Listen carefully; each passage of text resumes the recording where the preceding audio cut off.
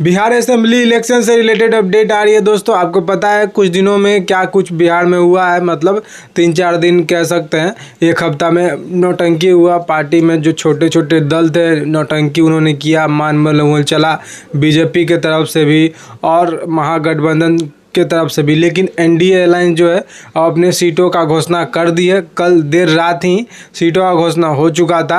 अब बिहार में कोई बड़ा भाई छोटा भाई नहीं होने वाला है। आप देखिए 2010 से आप बीजेपी और जेडीयू जब भी एक साथ चुनाव लड़ती थी तब जेडीयू को बड़ा भाई का होता, यानी कि उस बीजेपी से ज़्यादा सीट मिलता था।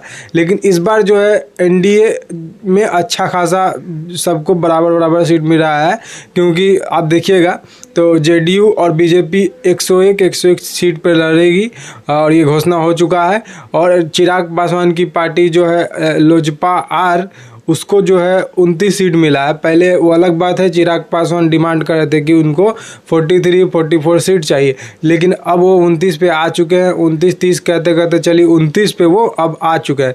लेकिन जहाँ पे मांझी को इससे 5 साल पहले पीछे चले जाइए 2020 में, जहां मांझी को 7 से 8 सीट दिया गया था, अभी मांझी को 6 सीटों पर ला दिया गया है। मतलब कि पिछले बार से भी कम सीट दिया गया है। किसी पार्टी का राइज होता है तो इसका हम पार्टी का थोड़ा सा कम सीट मिला है। नौटंकी भी इन्होंने किया था, तो इसी की वजह से जो है बीजेपी खोपचे में ली है अच्छे तरीक़ा से। लेकिन यहाँ जो देखेंगे आप, यहाँ पे उपेंद्र कुशवाहा की पार्टी जो है उनको भी 6 सीट मिला, यानी कि 2 पार्टी, आप देखिए 4 पार्टी, जेडीयू बीजेपी 101 और उपेंद्र कुशवाहा और हम पार्टी को 6 सीट। तो ये सारा आप देखेंगे बराबर बराबर है। लेकिन चिराग पासवान को एक छोटी पार्टी है, फिर भी उसको ज़्यादा सीट मिला है, क्योंकि उसका स्ट्राइक रेट देखिए अगले ही साल देखिए 2024 में लोकसभा चुनाव में उसको 5 सीट मिला था और 5 के 5 सीट जीती थी और 100% का स्ट्राइक रेट रहा था। और इससे पहले भी चुनाव लड़ी है जब लोजपा, तो अच्छा खासा स्ट्राइक रेट रहा है। तो इसमें दम है कि वो चुनाव लड़ सकती है। 29 सीट दिया गया है तो कम से कम 15 सीट तो जीत सकती है, ये है। तो इसीलिए उसको ज़्यादा सीट मिला है। और मांझी की पार्टी या फिर उपेंद्र कुशवाहा की पार्टी, इनका उम्मीद नहीं है और ये छोटे पार्टी हैं, इनके पास उम्मीदवार भी नहीं है और जो है पॉपुलर चेहरा भी नहीं है। तो इसीलिए वो सीट दिया जाता तो वो ये बर्बाद ही करते। तो इसीलिए पार्टी को फ़ायदा कुछ हो, इसलिए चिराग पासवान को ज़्यादा सीट दिया गया। तो ये चीज़ है। लेकिन आपको ये भी देखना पड़ेगा, दूसरी ओर महागठबंधन जो है उसके ओर से भी कोई मतलब पिक्चर क्लियर नहीं। अभी देखिएगा एनडीए अलायंस जो है प्रेस कॉन्फ्रेंस भी करने जा रही है।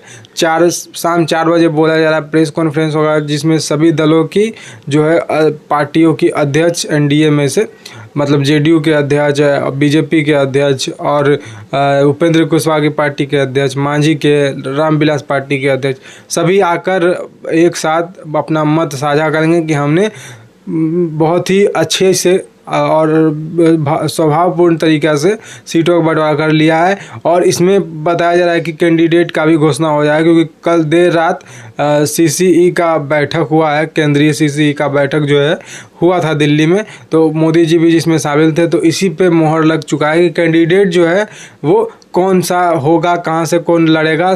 एक जो है सीट पे 3 कैंडिडेट का नाम मतलब सामने रखा गया था, 3 में से एक को डिसाइड करना था। तो ये टफ चैलेंज थी, लेकिन डिसाइड हो चुका है। आज 4 बजे कैंडिडेट का अनाउंसमेंट भी हो जाएगा, जिसमें बताया जा रहा था कि बीजेपी थोड़ा मतलब देर से अपना काम करेगी या फिर उसका पार्टी टूट भी सकता है, अलग अलायंस भी हो सकते हैं, इधर से उधर जा सकते हैं। लेकिन ऐसा कुछ नहीं था। मैंने पहले ही आपको कहा था कि ऐसा होने का संभावना बहुत ही कम है। लेकिन जो महागठबंधन सवाल उठा रही थी एनडीए पर, अभी उसका ही सीटों का बंटवारा नहीं हुआ है। अभी जेएमएम बोल रही है कि 14 नवंबर के रात तक अल्टीमेटम दिया है कि उसमें आप डिसाइड कर लीजिए। जेएमएम को 12 से 13 सीट चाहिए और 3-4 महीने से वो लगी पड़ी थी इस नेगोशिएशन में, जो है असेंबली इलेक्शन बिहार में आने से पहले। लेकिन उसके बावजूद भी कोई रिजल्ट नहीं मिला। जेएमएम जो बोल रही है कि हम अलग घोषणा कर देंगे, 14 नवंबर का अल्टीमेटम दिए। उधर कांग्रेस बोल रही है 13-14 तारीख तक, वो भी अल्टीमेटम दिए कि आप डिसाइड कर लीजिए। वो भी 60 सीट चाह रही है, लेकिन 52 से 55 सीट उसको दिया जा रहा है। पिछली बार 70 सीट दिया था, लेकिन 70 में से आपको पता ही 8 ही 9 सीट जीत पाई थी कांग्रेस। लेकिन इस बार जो लग रहा है कि थोड़ा टफ चैलेंज जो है कांग्रेस दे रही है, और इसी को लेकर दिल्ली में साहनी की पार्टी वीआईपी भी गई है। और जैसा कि बीजेपी में हुआ था, सारे गठबंधन दिल्ली में जाकर फैसला हुआ था, वैसे ही जो है महागठबंधन के सारे दल जो है वो जाकर दिल्ली में मुलाकात करने वाले हैं। जो है वहाँ पे पार्टी के अध्यक्ष, कांग्रेस पार्टी के अध्यक्ष मल्लिकार्जुन खड़गे और राहुल गांधी साथ रहेंगे, उसी में डिसाइड होगा। अब देखते हैं क्या होता नहीं होता है। पेच जो है थोड़ा मोड़ा वो लगता है साहनी फंसा सकते हैं, क्योंकि साहनी यही बोल रहे हैं कि उप मुख्यमंत्री का चेहरा भी अभी डिक्लेयर करो। साहनी अपने उप मुख्यमंत्री बनना चाहते हैं अपने ही, तो इसीलिए वो चाहते हैं कि ये चेहरा डिसाइड हो जाए और सीट भी उनको ज़्यादा मिले। कांग्रेस को सीट जो 55 से 52 सीट मिल रही है उस पर भी साहनी विरोध कर रहे हैं। तो इन्होंने बोला भी कि जो है इलाज बीमारी का कराने हम दिल्ली जा रहे हैं।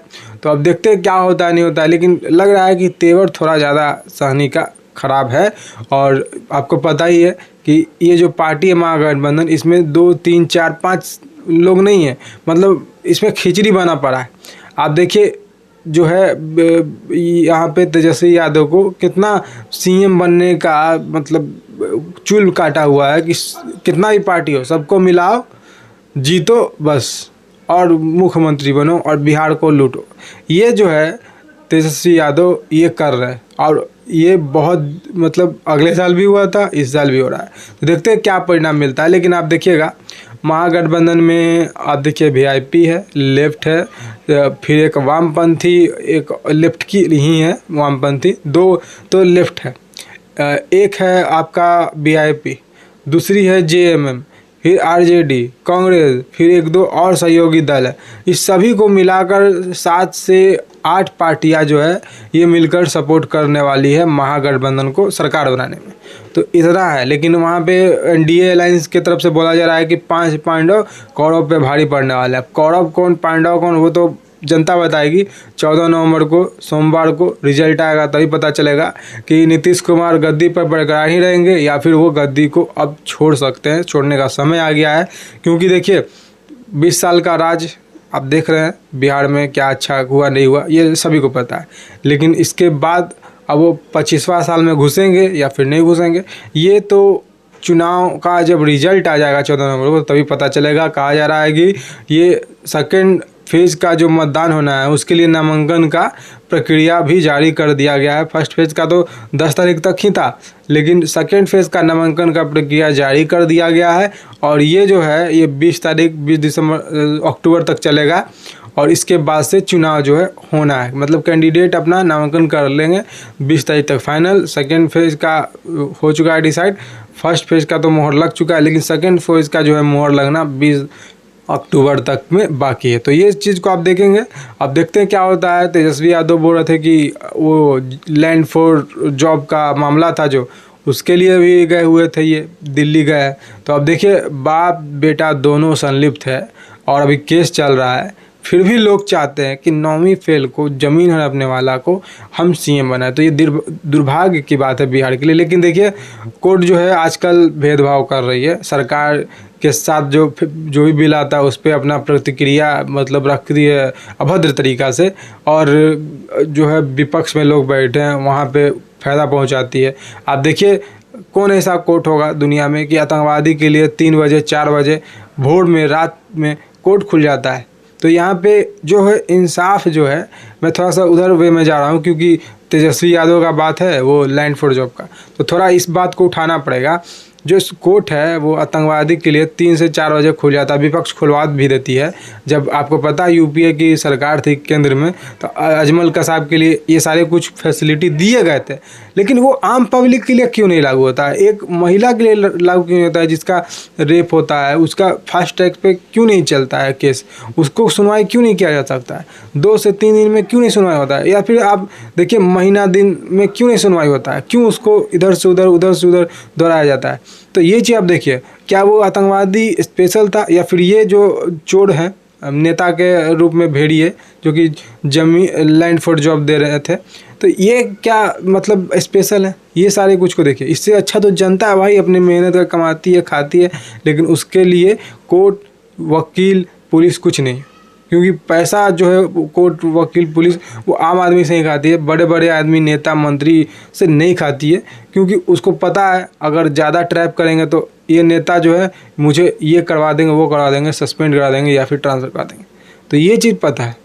तो देखते हैं कोर्ट क्या करती है। आज उसका भी फैसला आने वाला है लैंड फॉर जॉब का, लेकिन मुझे ज़्यादा उम्मीद नहीं है कोर्ट से।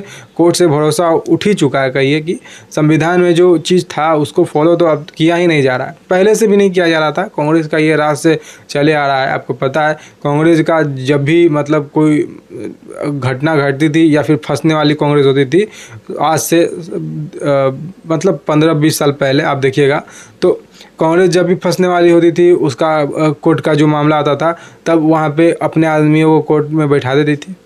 ये सारा कुछ है। तो कैसे पावर से खेलना है, कैसे खिलवाड़ करना है देश से, ये कांग्रेस जानती है और ये कांग्रेस करती है। और कांग्रेस की ही पार्टी में तो शामिल है आरजेडी। तो मुझे नहीं लगता कि कुछ हो पाएगा। अगर कुछ मतलब थोड़ा सा भी इसके विपक्ष में फैसला आ गया तो विपक्ष वाले जो है हमला करेंगे, विपक्ष वाले हंगामा करेंगे। तो ये सारा कुछ है। तो ये देखना है और आपको बताना है कि आपको ये वीडियो कैसा लगा। आशा करता हूँ कि वीडियो अच्छी लगी हो। चैनल को लाइक, शेयर और सब्सक्राइब जरूर से करिएगा। बेल के आइकन पर दबाइए, ऑल प्रेस करिए, ताकि हमारी नोटिफिकेशन सबसे पहले आपको मिले। एक चीज़ और ये भी देखिएगा आप कि बोला जा रहा है कि आरजेडी के तरफ से या फिर महागठबंधन की तरफ से कि आज डिसाइड कर लिया जाएगा, लेकिन मुझे नहीं लगता कि आज डिसाइड होगा। ये देखिएगा, लंबा प्रक्रिया है, देखते हैं क्या होता है। हमारी नज़र बनी हुई है, आई एम श्योर कि आपकी भी नज़र बनी पड़ी है। फिलहाल आज के लिए इतना ही। अपना बहुमूल्य समय देने के लिए धन्यवाद। जय हिंद, वंदे मातरम, जय श्री राम।